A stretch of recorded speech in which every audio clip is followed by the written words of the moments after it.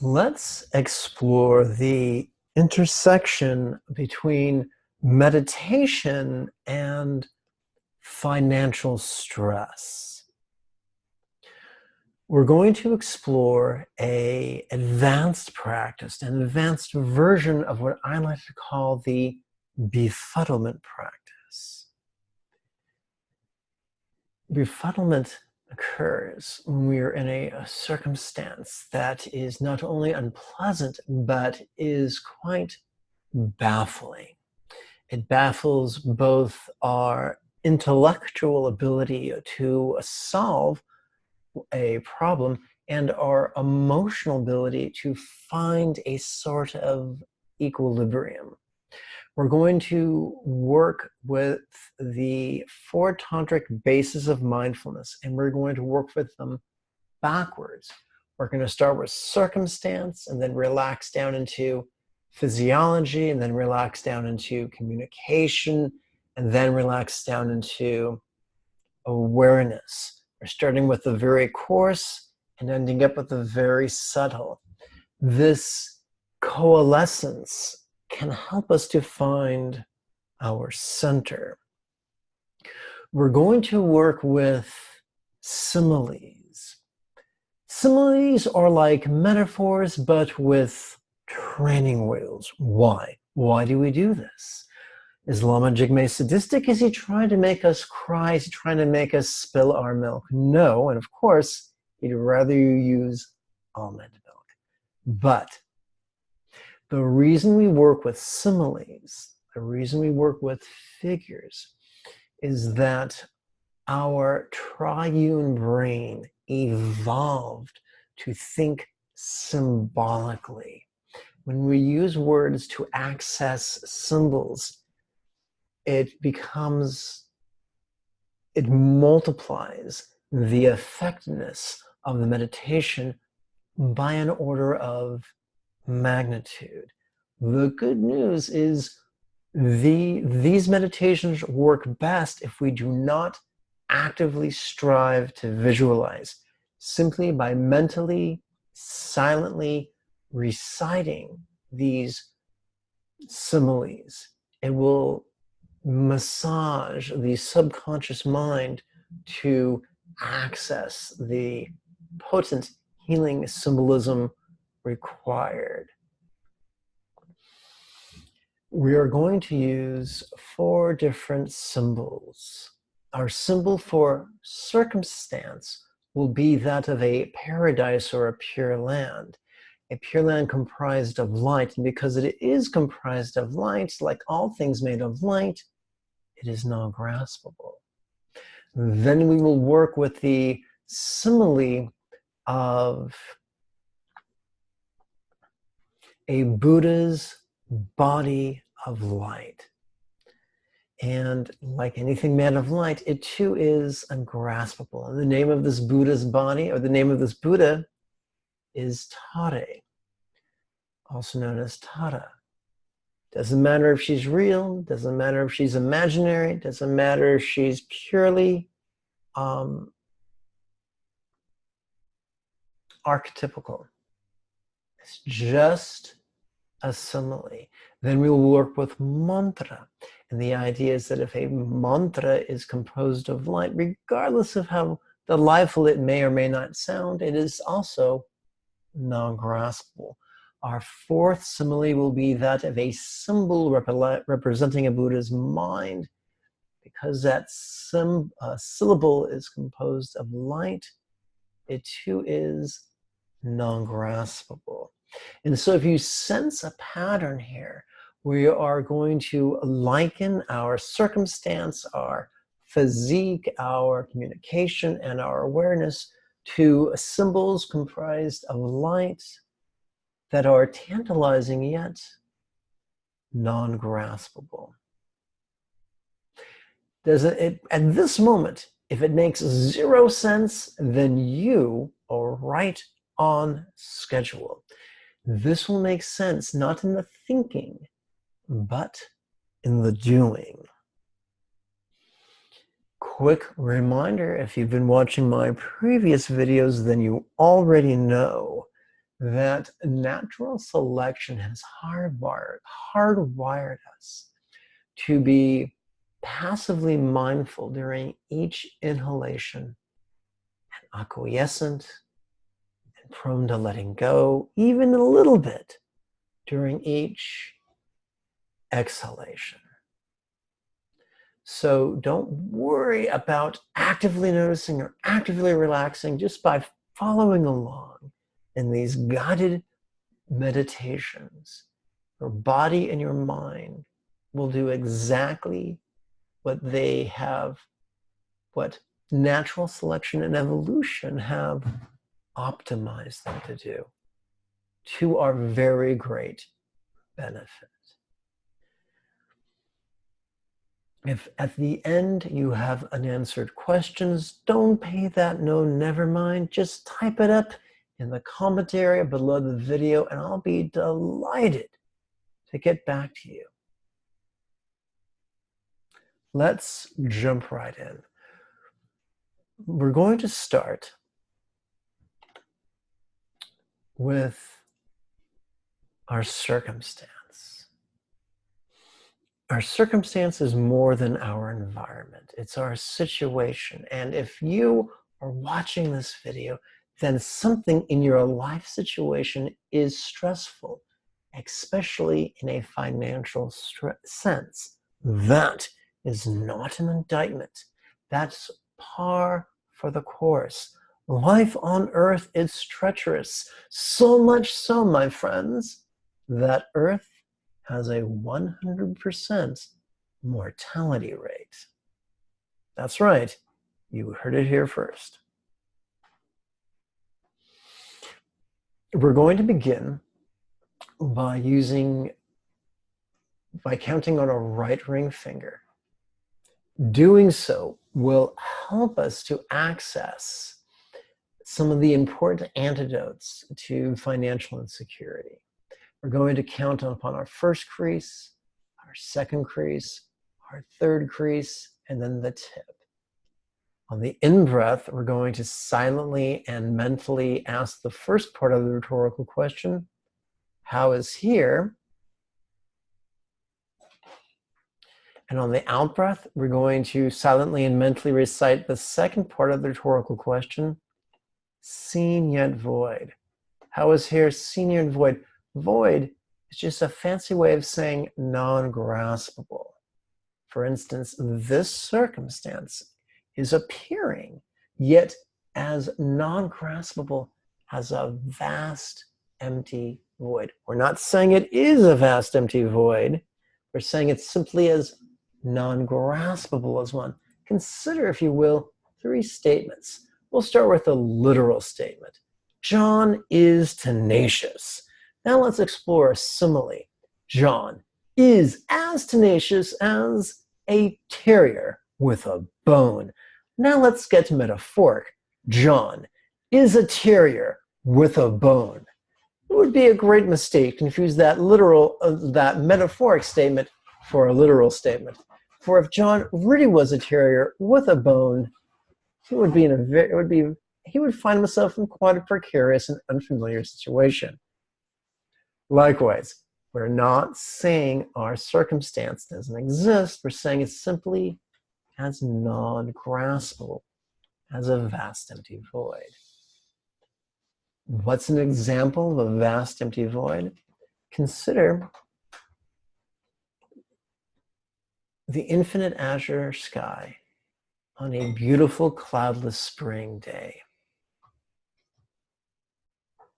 It paints an illusion of that which is infinite and tantalizing, yet ungraspable. That is a great example. We've spoken enough. Let's get straight to it, counting upon our right finger. How is here? And here is just a concise way, a one-syllable way of saying this circumstance, warts and all. How is here? Seen yet void. 4 breaths.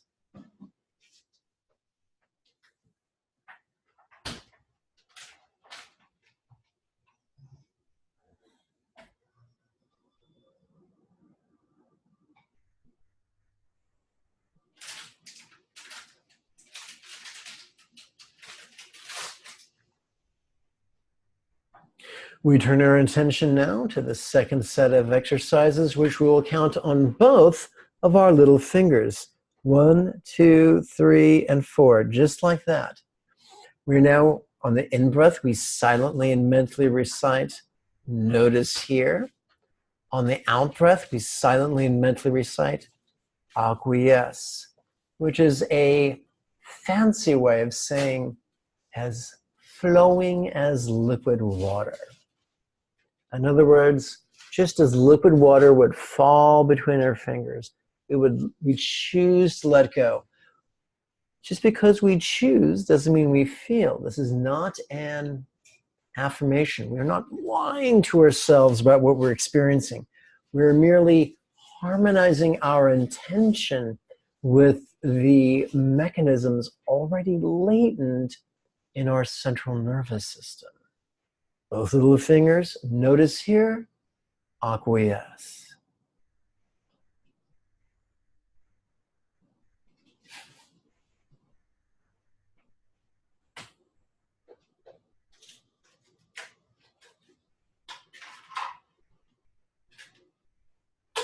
This is not eradicating the stressors in our life. This is helping us to become more comfortable with their presence, for there will always be something, or as Rosanna Dana used to say back in the mid-70s, if it's not one thing, it's another. Quick reminder, we are not forcing our breathing. This is not pranayama. This is not deep breathing exercises. Breathing in harmony with the natural rhythms of our body. If this is difficult at first, that's okay. Repetition is the mother of skill. And through daily practice, this becomes easier and easier. Now we're going to get into the similes. We're going to start with ourselves and then look outward at our neighbors, our fellow earthlings, and all beings of all worlds, real or imagined, because all of us have circumstances, and all of our circumstances are non-graspable, whether we realize it or not. So let's explore this right now. We're going to work with our little fingers. And of course, in the previous exercise, I had us work with the little fingers, and there was an error. Should have had us work with the middle fingers, but we'll live.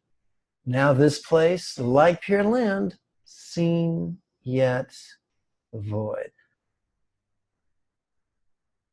Like an imaginary paradise of light, tantalizing yet non-graspable. We're going to do this for one breath.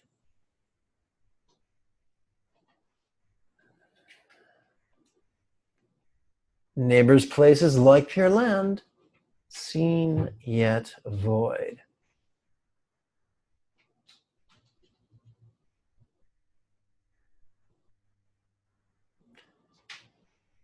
Earthlings' places like Pure Land, seen yet void.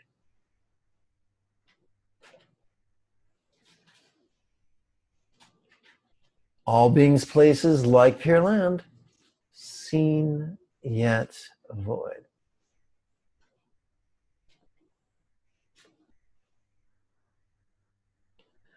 Over numerous centuries, fundamentalists, as they often do, lose sight of the metaphor and mistake it for literal statements and convince themselves what they need to do is pretend everything is a paradise. No. The paradise is simply a figure to help us explore the non-graspable nature of every circumstance, pleasurable, painful, or neutral. Now let's turn our attention to our physiologies, which experience the sensations of stress, physically and emotionally. For our emotions are arguably the overlapping Venn diagram between body and emotion.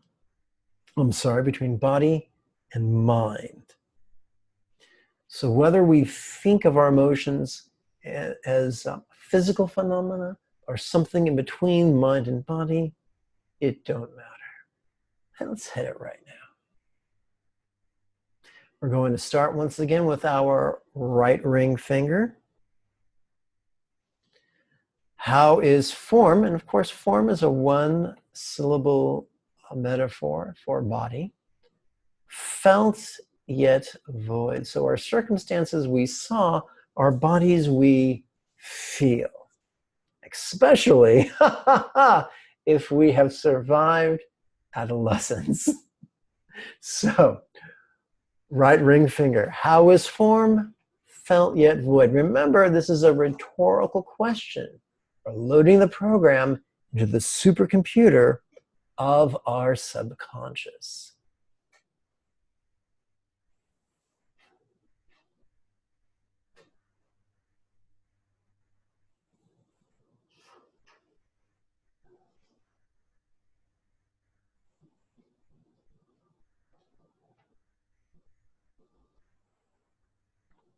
Now working with both of our middle fingers, we'll be counting on all three sets of creases and then coming to rest at the tip of each middle finger simultaneously.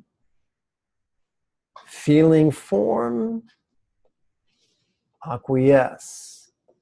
Now, if we are feeling stress, if we are feeling fear, if we are feeling tension, if we are feeling anger, these are obviously unpleasant sensations.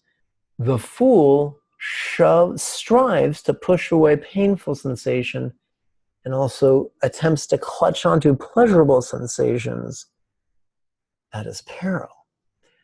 It takes great courage to allow ourselves to feel what we feel without making excuses, without going into story, without trying to control the circumstance.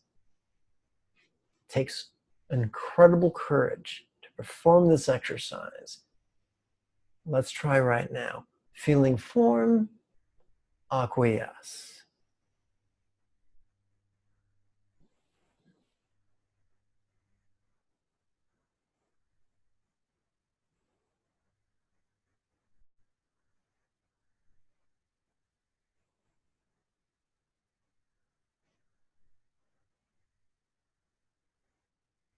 Quick like a bunny, we go into the simile portion of this section, working with our little fingers exclusively.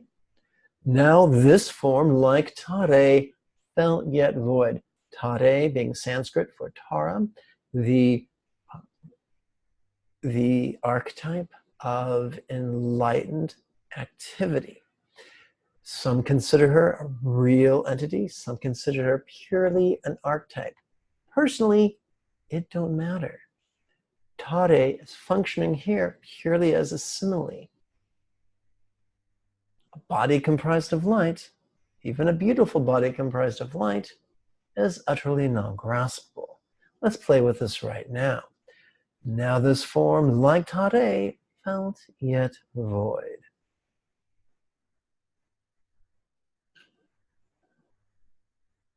We are not alone in this metaphysical circumstance. Neighbors' forms, like tare, felt yet void.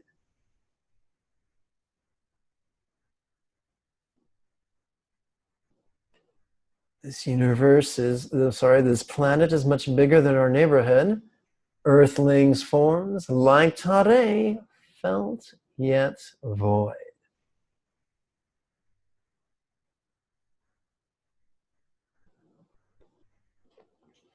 And of course, the cosmos is bigger than our little planet. All beings' forms, like tare, felt yet void. No, our circumstances have not shifted yet.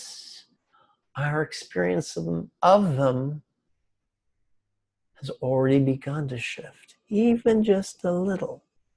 That's okay. We turn our attention to an even more subtle base of mindfulness, our communication.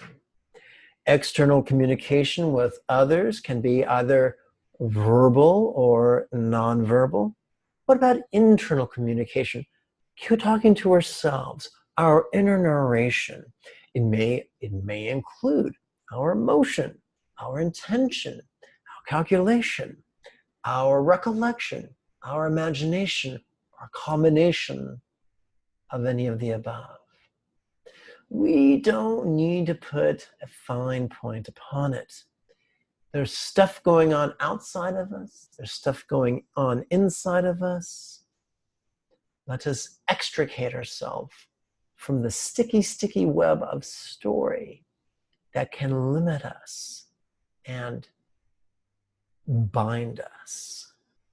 We begin with our right ring finger. How is speech heard yet void? Speech being any form of story, any form of communication, external or internal. Remember, we do not try to analyze it. Our awareness is purely passive. How is speech heard yet void?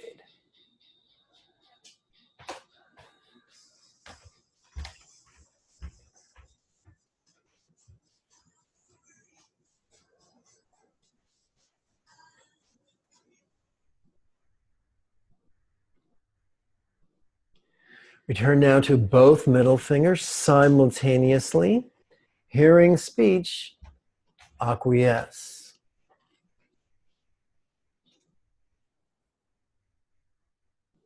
Whatever spiteful, cruel, or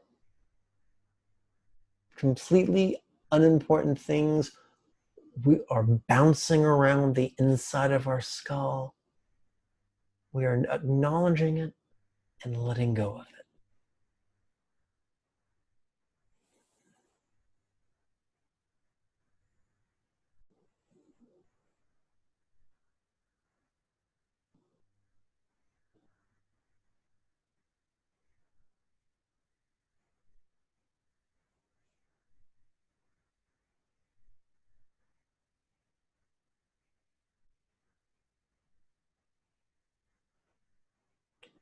And now enter the realm of the simile. Just as mantra is a symbol for enlightened speech, even the most powerful mantra comprised of light is still non-graspable. Working with both little fingers, now the speech, like mantra, heard yet void.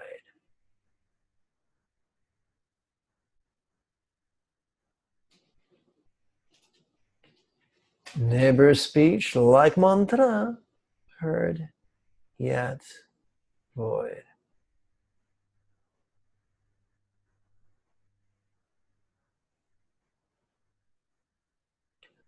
Earthling speech, like mantra, heard yet void.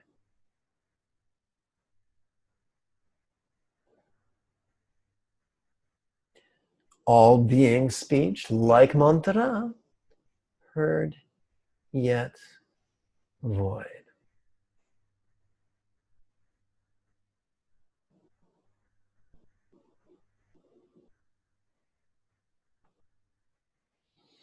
We've explored 3 bases of mindfulness: our circumstance, our physiology, and our communication. We come to the most subtle base of mindfulness, pure awareness. If communication encompassed emotion, intention, calculation, recollection, and imagination, then what's left? Awareness, passive perception of pleasure, pain, and that which is neither, of the external, of the internal, of the real, of the imagined, of the recalled. Welcome to the infinity of the here and the eternity of the now. Starting with our right ring finger. How is mind clear yet void?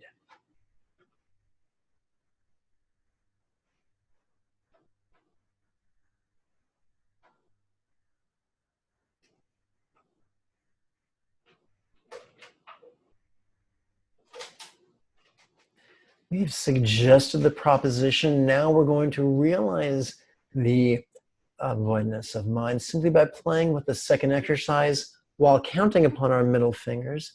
Notice mind, acquiesce. Remember, it's not our job to actually notice mind. It's simply our job to silently and mentally recite these words in harmony with their inhalations and exhalations. If that is all we do, everything else will take care of itself. Notice mind, acquiesce.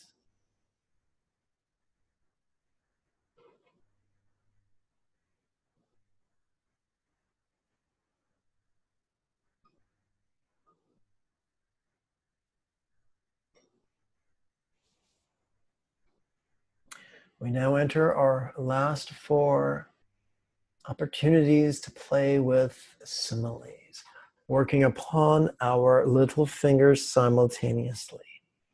Now this mind, like seed Tom, clear yet void. In Buddhist Tantra, every Buddha's mind is symbolized by a syllable comprised of light. In the tradition of the Buddha of enlightened activity, Green Tade, her mind is symbolized by a syllable Tom. All that's important here is that we are comparing the mind to that which is made out of light and is, of course, as such non-graspable. Let's play with this now. Now this mind, like seed Tom, clear yet void.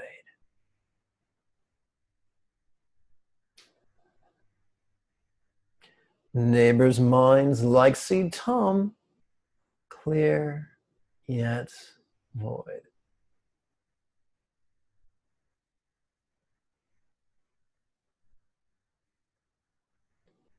Earthlings' minds, like seed Tom, clear yet void.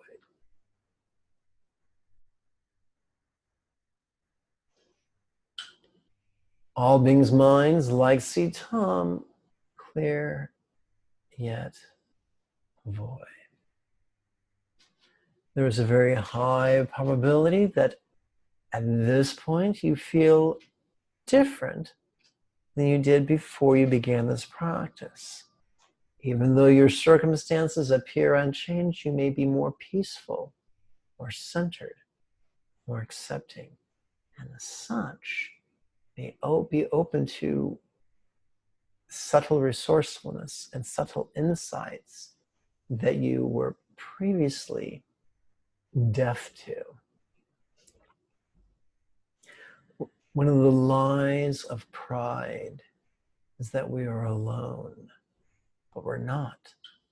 All of us have non-graspable awareness, non-graspable communication, non-graspable physiques, non-graspable circumstances. All of us are along for an incredible ride, most of which is completely out of our control. What separates the sages from the fools is our acceptance of this and our ability to somehow be at peace with this and even enjoy the ride. This has been an advanced practice. If this has whet your appetite to learn the entire set of meditations, beginning with the most beginning to most basic to the most advanced, you are welcome to register for the next series of live weekly webinars using the link below the video, which reads, "Show more." My name is Lama Jigme Gyatso, and this is the Buddha Joy Meditation School.